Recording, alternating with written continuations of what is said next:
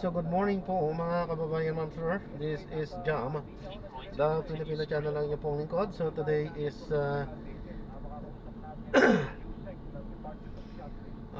November 27, 2025 at tayo ngayon ay papunta dito yan sa may Coast Residences, dito yan sa may Dapitan Street, corner ng Rojas Boulevard, Barangay 7, Pasay. At dadalhin po natin yan sa may Hope Inn Hotel sa may Ermita, Manila po yan, Barangay 699, Malate, Manila. Okay, so magbabalik po tayo mamayang onte pag nakuha na po natin sila. Disclaimer lamang po, ang content po natin ay kalsada at hindi ang passenger. Kaya nga naman, saka sakaling man po na may marinig kayo mga pangalan ng lugar, pangalan ng tao, pangalan ng organizations, government o private man yan, ay wala pong kinalaman ng channel na ito at wala pong pinapatungkulan. Lahat po ng pinag-uusapan dito ay pawang dito lamang po yan sa loob at wala pong pinapatungkulan sa labas. Okay po?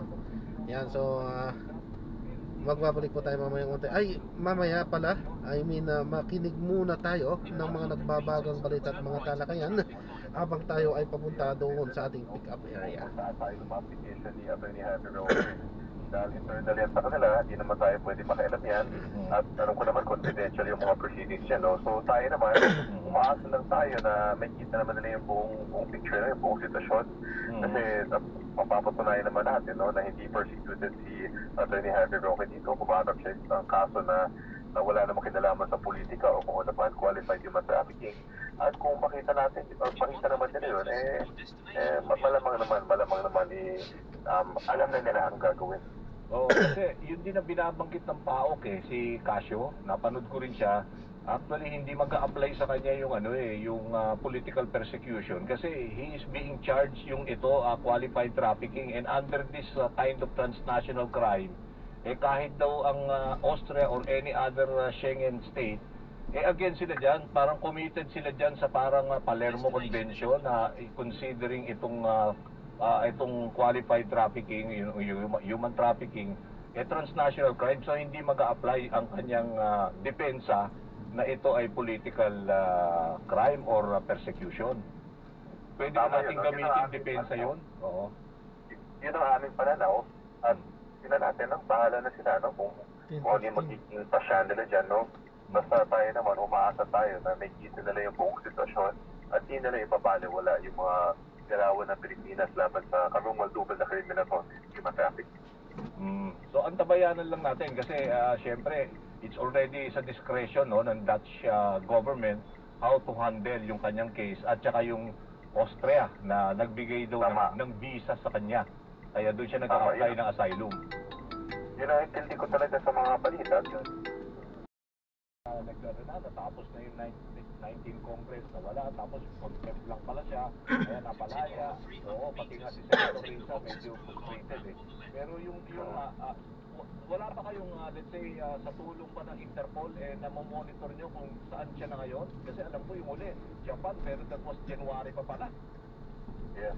Ngayong na may red notice na, talagang mas mamomonitor yung kanyang galawan, Pero tayo, hindi natin napagado yung posibilidad na baka nandito pa sa Pilipinas yan, wala namang institusyon na lumabas siya ng bansa. Kung lumabas naman siya na illegal, maaaring bumalik din siya na illegal, no? So, madami pa rin yung ties dito sa Pilipinas, kaya bukas tayo sa lang posibilidad. Kaya nga, nagpalabas sa pamuli at Secretary of Defense para siya kay Cassandra Ong. Dahil nga, hindi na niya alam, no? Madaming posibilidad at madaming tulong mabibigay ang taong bayan natin. Okay. Kung hindi Cassandra Ong. So meron palang possibility na she could be in the country now. Kaya may malaking value 1 million. Diba? Basta para sa atin talaga, bukas tayo sa posibilidad. I see.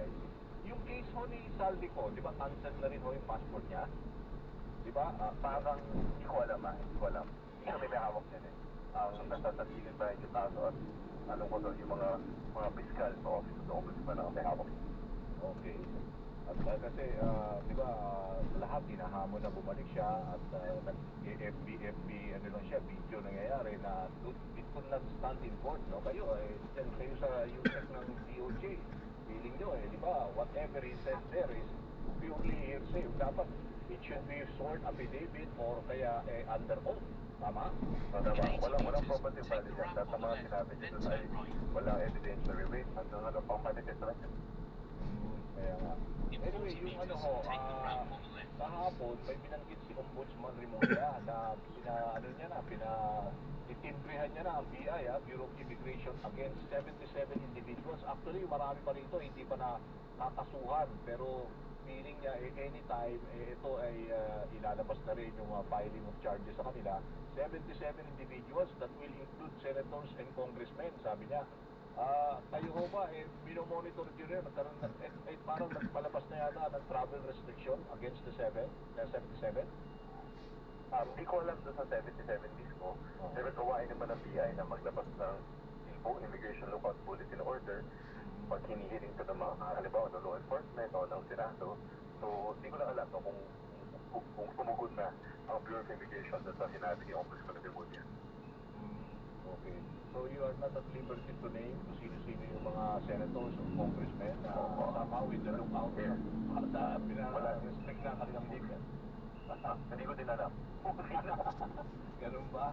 Siyempre marami nakikinig ngayon gusto malaman. Pero anyway, kamusta naman sa DOJ ngayon? Siyempre under kay Secretary Frederick Vida, okay ang relasyon nyo, di ba? With the Ombudsman. At saka yung meron kayong kasabay yung ICI in this investigation ng mga flood control projects. So, wala mo bang latest na mga kakasuhan? Sabi kasi nila, may ilan na ang mga nakikita pa lang kasi natin na nakakasunod na kulong na itong mga DPWH officials dito sa Nauhan, di ba? Na project, flood control sa Oriental Mindoro.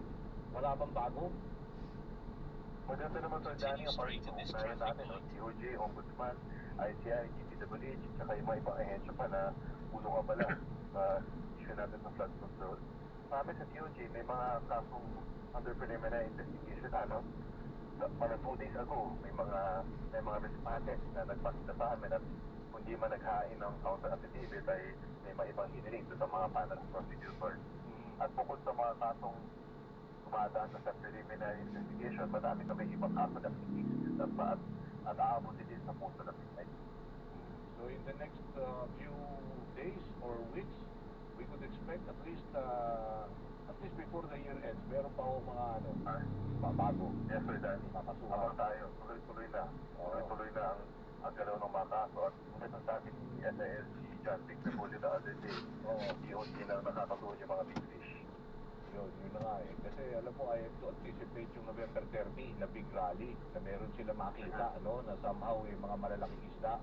Kaya yes, as the DOJ, as far as the DOJ is concerned, ina-assure nyo na meron pa, let's say, politiko na somehow talagang mapapangalanan. Madami pa. Tama ba? Madami pa, Sir Danny. Mukhang wala kaming bakasyon sa patuloy. Ganun ba? O sige, at least Yes, sir. marami nag-aabang dahil talaga galit ang taong bayan Yusek Yes, sir. Oo, I hope meron tayong mga positive developments in the next few days. Yes, sir. Okay. Yes, sir. Maraming salamat Yusek sa oras at sana Thank you, at least we can get some positive response later on. Thank you.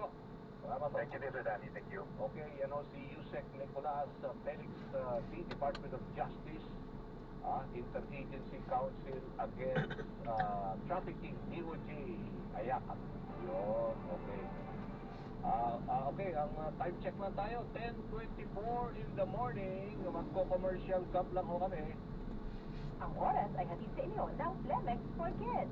Mommies, agapan agad ang upo at lemang makapara. Ang batang nagundi, Flemex. At break lang ho kami, wag ho kayong alis. Tuloy-tuloy po tayo dito sa programang Kabayan.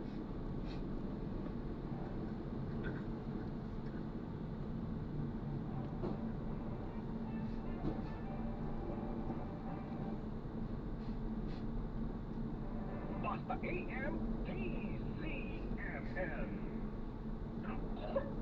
Ubo ng anak, nakababahala, problema. Para dyan, Flemex for Kids ang pambato mo. Ang Flemex for Kids ay gawa sa lagundi. Tinutunaw at pinalalapat ng plema. Ginhawa para sa bata, peace of mind para kay mommy. Camille Raciambao po, the success for Flemex.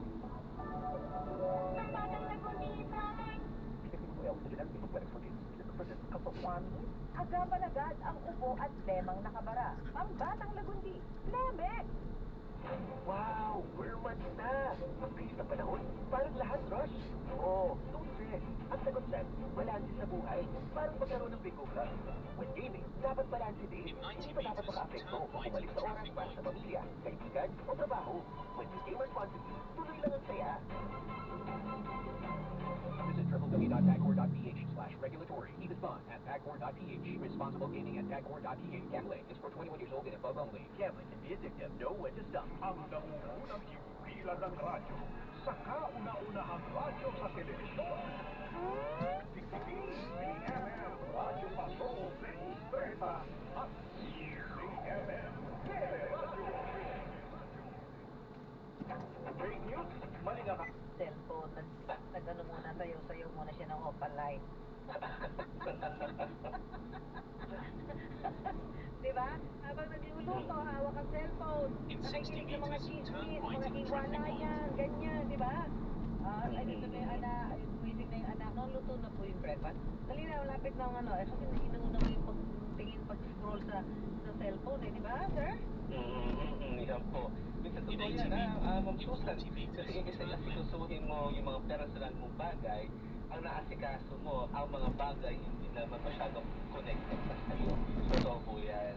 Yung isa nakikinig sa atin, maganda ang ginawa niya. Sabi niya, sa tingin daw niya, nakatulong sa kanya yung daily exercise. Kasi nagiging uncomfortable na ako at pakiramdam ko, kailangan ko nang gumalaw. Pag matagal na ako nag-scroll sa phone, eto tama ho yun. Kailangan para makabitaw kayo dyan, yung ano ka, talagang determinado ka na pagising ko, magluluto ako ng sinahing at scrambled egg. Kasi hindi ko muna hahawakan ng cellphone ko unless may tumawag. Pag tumawag, sagutin mo, di ba? Pero kung wala rin lang, basta dapat mindset, ano sir? Tama po. Yung mindset natin, and palitan natin yung habitual natin na unang-unang kinakalipad natin sa cellphone. Yan. Ang unang-unang habitual talaga dito, Ma'am Susan, is tama po isa sa mga nakikinig, no? Yung sa exercise, yung pagluluto, yung iba pa nga nagma-mindfulness, mga nag-yoga pa, no? Bago silang humawak ng cellphone. Ayan. Yung iba kasi, alam niya, pagkisig, lalo na kung may mga ano yan, mga sale ba yun? Ano nga, 11-11, 12-12. Pag-gising, inagad ang titignan kung hindi mga namatay, card. Saka, di ba? Stress yan. Talagang, eto, isa daw sa masamang idudulot yan. Eto, di ba, Sir Opsiman? Worsening. Ibig sabihin, may depression ka na nga, mag-worsen pa yan, and sadness. Bakit ito yung maaaring idulot sa iyo ng doom scrolling, Sir Opsiman? Kasi po, to be honest yan, no, Ma'am Susan, yun yung mga taong vulnerable. Kung ikaw yung tao na alam mo na mga anxiety, sabihin natin, gano'n, no? Or meron kang tinatawag natin vulnerable moments of your life, mababa na nga yung pakiramdam mo, tapos makikita mo pa yung balita na nangyayari. So, yun, nakakadagdag, no? Nakakadagdag ng pakiramdam. So, it could affect literally yung mental health natin. Malungkot ka na nga, ang nabasa mo pa, kakascroll mo, malungkot pa, o di mas malungkot ka. Ganun po, Ma'am Susan. Ang dami mo nang bayarin, di ba, biglang po nabalitaan, tumaas lahat ang bilihin, na-stress ka na rin. Tama po. So, meron ka na ng depression, di ba? Kahit malungkot ka na nga.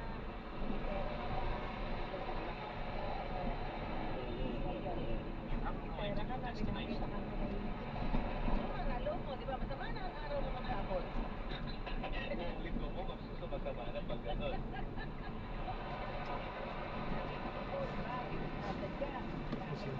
Ingat po, God bless po.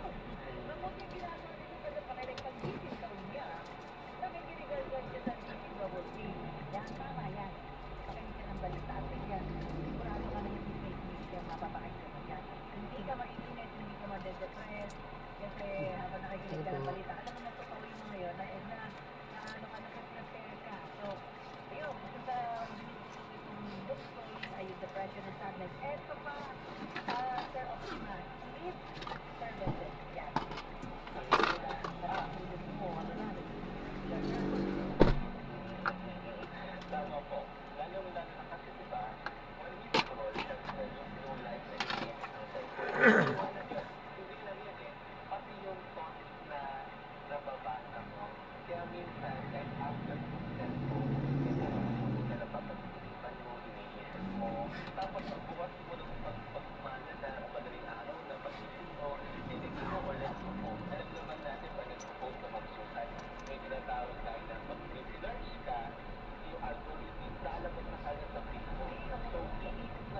Ayan, so maraming salamat po sa panonood hanggang sa muli. Ingat. God bless. Paalam po.